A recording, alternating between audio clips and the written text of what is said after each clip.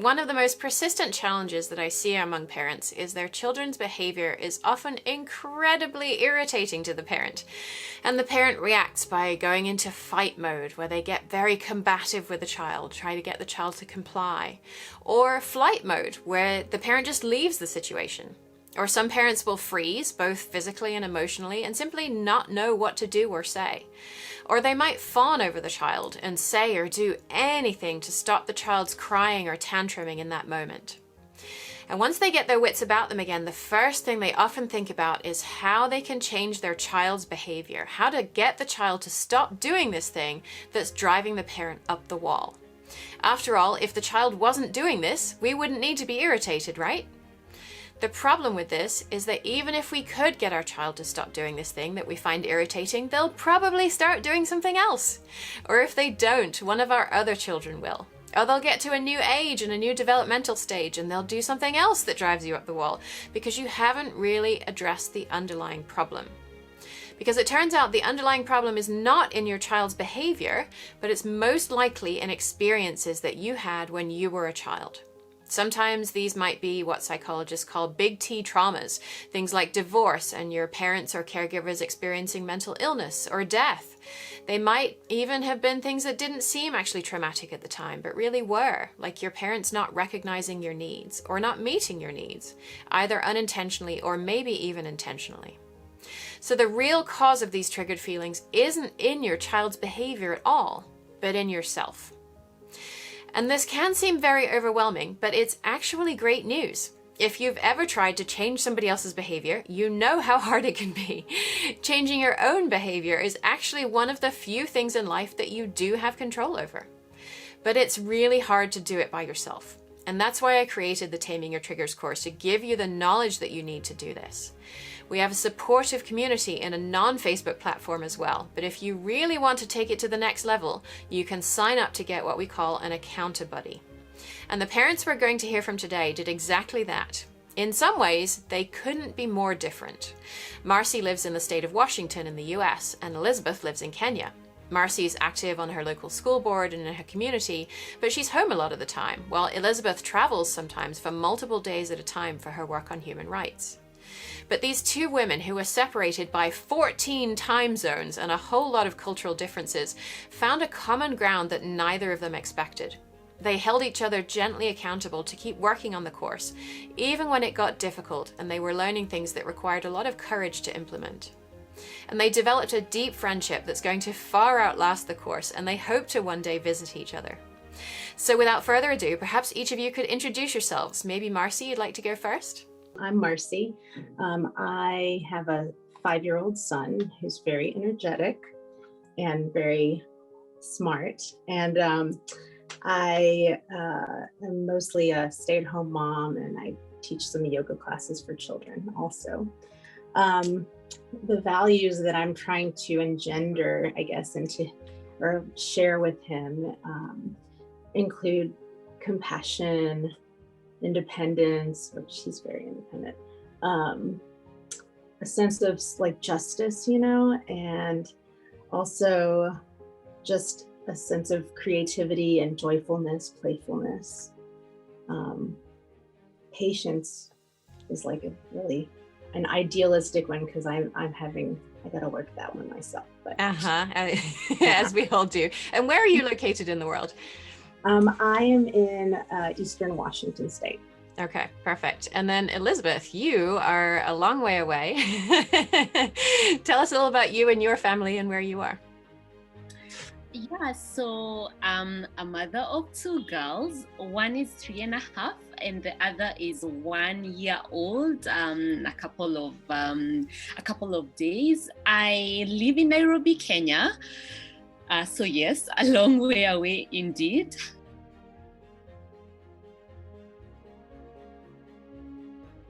I've been doing a lot of like self-work, and I've been kind of struggling with anxiety and depression for most of my life, but especially after pregnancy and motherhood.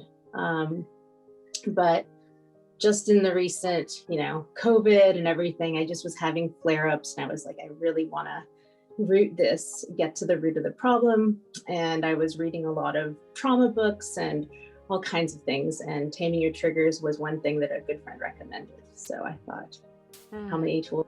I can take as many tools as possible. Thank you. And Elizabeth, what was going on in your life? The turning point, I think, is that I had a really negative experience with a paid caregiver for my child, my oldest then. And this caregiver happened to, physically punish my child. And I found out about this both from my child and another adult. And, of course, I let her go. And a couple, sometime later, I was having a casual conversation with my daughter. And, I happened to ask her, who beat you? And then she said the caregiver's name, and she also said my name, me, and Mama. And it was a moment when I realized that from the child's perspective,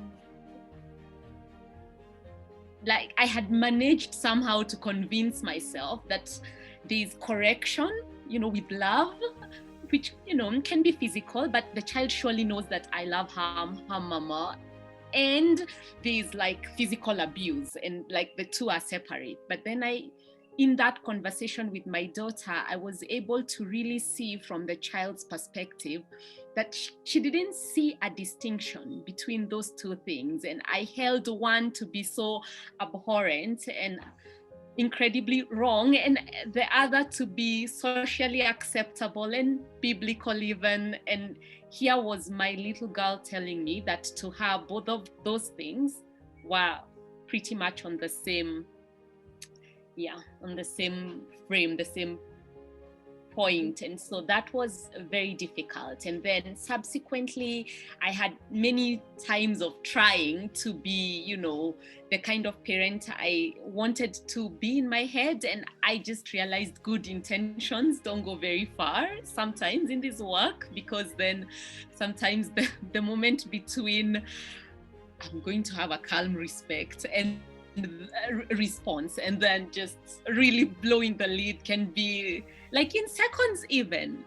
So I knew that I needed some new tools, and I had been following your work for a while, and so this was something that I thought would really benefit myself and my family.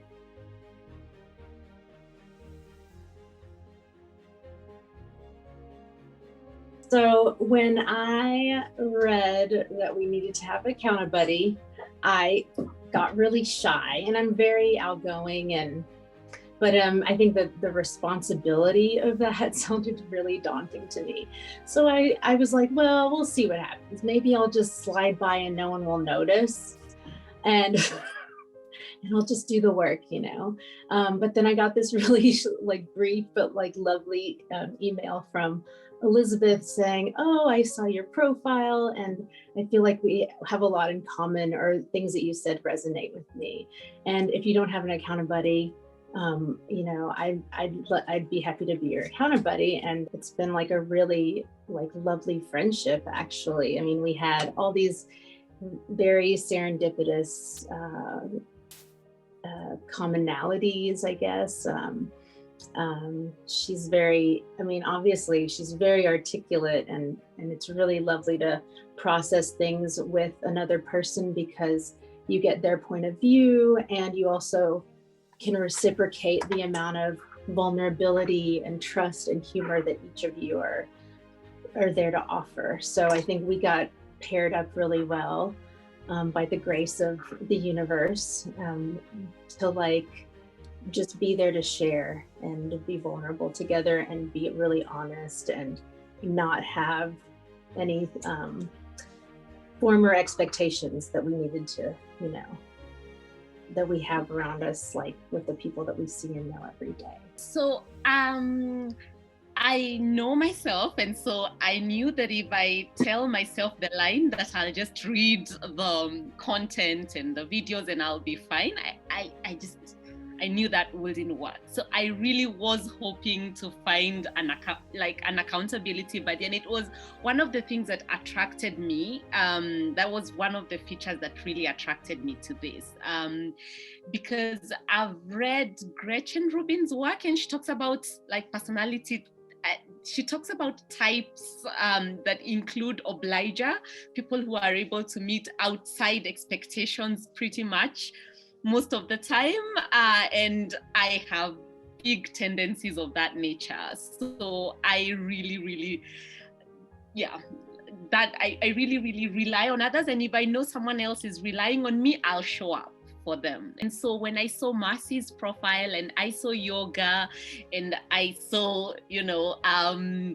and just, I don't know, your smile, Marci, on that photo that you had, like, I was like, oh, let me see if she'll, agree to be my accountability despite the many hours of difference. And when you said yes, and then we shared our first polos, it just clicked, and it was really amazing in many ways, because it felt at once like I'm talking to someone I've known for a very long time, and yet it's someone new, and there were so many like references to books, or like I'd mention I like poetry, and there she is sending me a link that now remains consistently open on my browser to this poetry podcast thing. So it went into parenting, but it went beyond parenting. So we ended up talking about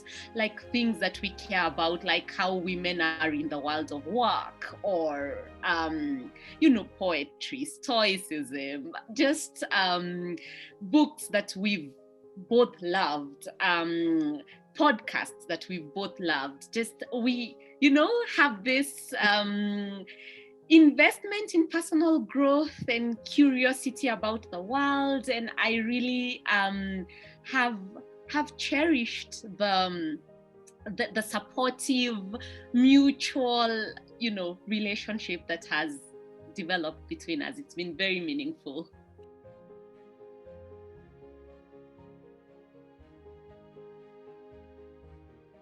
On my part as well, Marci, you were like so compassionate with the like more difficult stuff, and you listened like with such an open heart, and there's something there to being really seen by another person. And Jen, you've set it up so well as people progress through the material and the increasing levels of vulnerability that come with it, that catch you somewhat unawares, and like so that recently I had a difficult time with my younger child, and she'd stayed up crying for ages, and that morning I just needed to talk to someone, and I just grabbed my phone, and it was this long rambling polo to Marci that had nothing to do with the content of the workshop, but just like about what it's like when a young child cries. And so, and I think and part of it was that my response was less than ideal, than I would have wished, but to be able to say that to someone and know that they'll hold that space for you, and they'll hold you, and they'll reflect back to you a vision of yourself that is so kind, and so it's meant a lot, really. A couple of months ago, before the workshop, if my child would have expressed anger, say there was a recent moment where we were doing puzzles together, and I think someone interrupted, and so got my full attention, and my older one took all the puzzles and just threw them like a couple of months ago, I'd have been really like impatient, and like I'd have been like, okay, so you don't want to play, that's fine, like, and walked off in a half or something. But now I really increasingly do think, oh, there is an unmet need. What could it be? You know, and in obviously some days, you know, I lose it and I shout or yell or whatever. But many more times I try to figure, I approach it like a scientist, like, what could it be? I wonder, is it attention? I wonder what is it? And so on that day, for example, I was able to ignore the throwing and just come back and ask, do you still want to play? And she did, you know, and we went ahead to have a really lovely evening with the puzzles. It went really well from that moment of just you know, ignoring that, like, you know, not feeling like every behavior from my child that is a misbehavior needs to be addressed in like a specific pick up those puzzles and, you know, sort of way.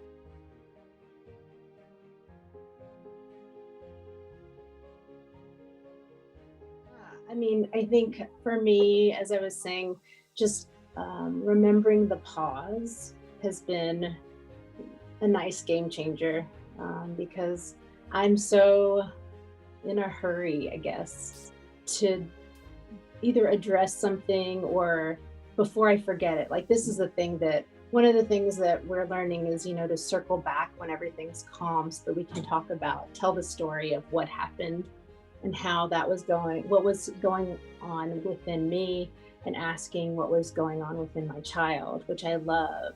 But then sometimes I forget. But I get that it has been, because I guess just reading something and seeing it out in examples has really helped me to like practice it in real life. And that's been, I think, a really big shift just with he and I, so that, because I recognize that I've had so many traumas from my childhood that are really probably more traumatic just because we never talked about it afterwards with my parents. And those are some of the biggest ones. Yeah. In my life, I'd be constantly like giving him little microaggressions that turn into the big T, you know? Thank you, Jen, because I feel like you're parenting us to parent our children. It's just really amazing work that you're doing. And I also just feel like with like kind of what Elizabeth said, like just figuring out each other's unmet needs and starting that collaborative problem solving process and trying to habituate it has been really, I mean, it's an ongoing work in progress, but it's something that I really want to be able to do. And I want to like eventually not have to regret that I forgot to do that, you know.